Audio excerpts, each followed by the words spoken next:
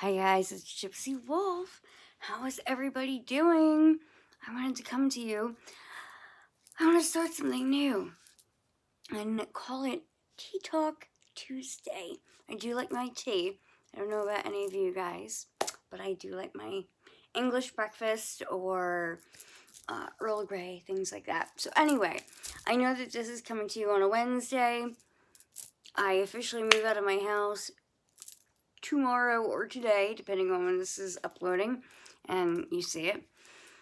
Anyway, so I wanted to start a weekly video where I could come to you guys and answer questions that any of you may have on the craft or anything that you feel like talking about. So because I don't have a chance to have any of your comments yet, because this is the first video, I figured I would do a video on my very first spell and how that all went down and how well it worked. And it's a testament to how you don't need a lot of tools and how well things can work when your heart and your mind and your intent are into it. Okay?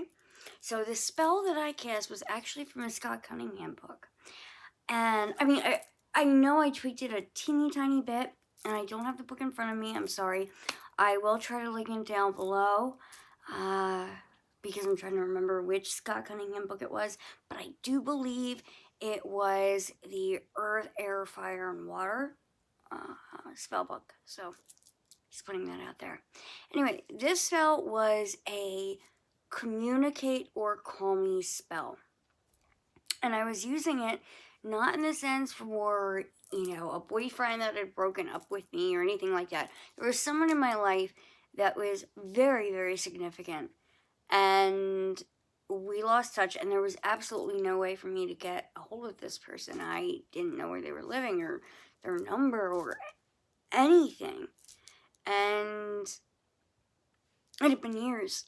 And every day, almost, I thought about this person because they were very influential in my life. I don't know if I'd be here today if it weren't for them. So I came across this spell to get someone that you couldn't get a hold of to communicate with you. The spell was to take a simple piece of paper and a pen and write down so and so, the name of the person that you want to communicate with. You will communicate with me, or you are communicating with me. That's simple, okay? Then you go outside, and this is what I did. You face the west. You hold this piece of paper in your hands, and you visualize this person speaking to you, calling you, whatever way you think that they would most easily communicate with you for the first time again. You visualize that, okay? So that's what I did.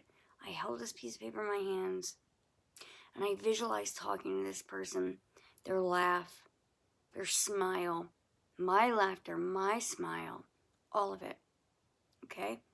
And I kept it close to my heart, too. And the place where I decided to do this, you do want to face the west as you do this, okay? I found it very beneficial to find a place that I thought was beautiful to do this. I didn't live in an area that was necessarily beautiful. Okay, I live in New Jersey. Not the prettiest place, right? But at the time, I lived right by some railroad tracks where no, trains came through anymore. And for me, it was hauntingly beautiful.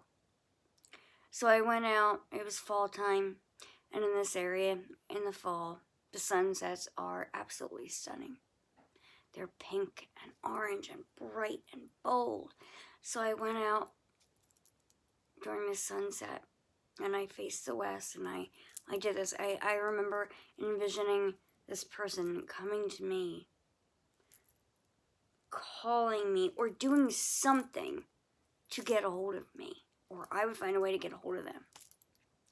And I took the piece of paper, make sure it's biodegradable, blew it to the wind, turned around, walked away, did not look back. That is a big key. You do not look back. At that point, the spell is done, okay? Some time goes by, and I had forgotten about the spell, to be completely honest with you. I had done this spell probably late September, early November. Not September, October. I apologize. Early November. Christmas time rolls around, and I'm not living with my parents at the time, but I do go and have Christmas dinner with them, as well with my only other sibling, which is an older brother. And after we eat dinner, my mom, she gets up from the table and she says, "Oh, wait, hold on, guys," speaking to my brother and I have something to show you. It belongs to one of you. Somebody dropped this off for you." And it was a mug, a coffee mug, tea mug, whatever you want to call it. I call it a tea mug because I'm a tea drinker, right? And she said, "This was left on the doorstep of our home yesterday."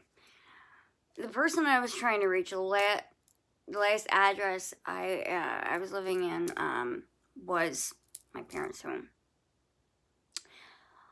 Before I was even a practicing witch, although I read quite a bit about it, but he wasn't very aware of it. His nickname for me was Magic. He used to say that it was magic when I sung, whatever you want to call it, because he would say everybody would literally stop to listen as if it were magic. Okay, so inside this tea mug was a little slip of paper, the same exact size of paper that I used for my spell, that said the word magic with a new phone number on it. And I started to cry because I knew it was this person that I had desperately wanted to contact again and was such an influential, amazing part of my life that I needed to thank. So I start crying. My family looks at me like I'm nuts. They knew what it all meant, but yeah, we're not criers in this family. No. So that all happens. And, wait, here comes my dog. No? Wait, you gonna come say hi? No. He changed his mind, sorry. So anyway, all I did was write down on a piece of paper what I wanted to happen. So-and-so, you will contact me.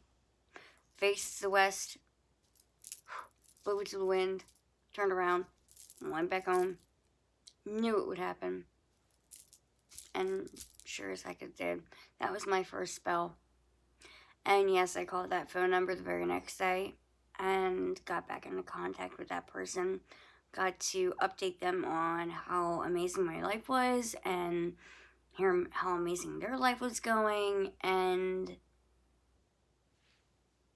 I just to this day can't believe that my very first spell was so effective. But this is like proof that you don't need fancy oils and herbs and candles and athames and crystals and all that to cast an effective spell. It's all here.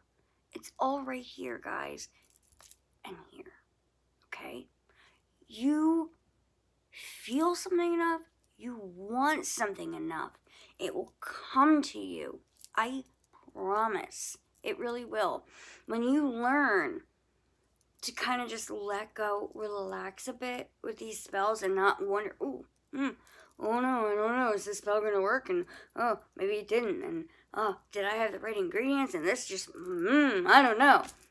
No, you have to get that out of your head. When you cast a spell, make it your own. If it's from a book or your own writing, it doesn't matter. You still have to make it your own. And understand that you have to make sure that you're super genuine in your intentions and put your intentions into it no matter what. And do not cast a spell. I cannot stress this enough. Do not cast a spell unless you need it. Stop being greedy. Don't do it just because you want it. Oh, I want another $1,000 or $5,000. I mean, who doesn't want an extra $1,000 or $5,000, right?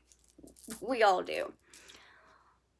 Save that energy, that soul energy for those few spells that really mean something to you, because I promise you, if you do that, when you cast them, the sky is the limit with what you can achieve and what you can manifest, because the universe understands that you aren't being greedy. You're asking for things only when you truly need them, and that's that.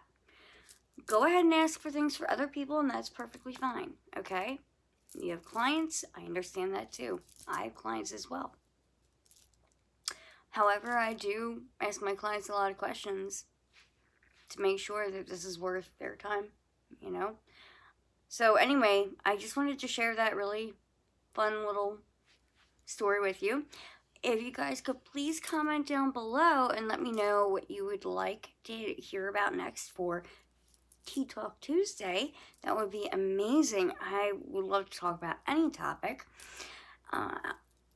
you know, especially about the craft, clearly. And if you're new to my channel, thank you so much for joining us and joining me. And if you liked this video, make sure to hit this with the subscribe button.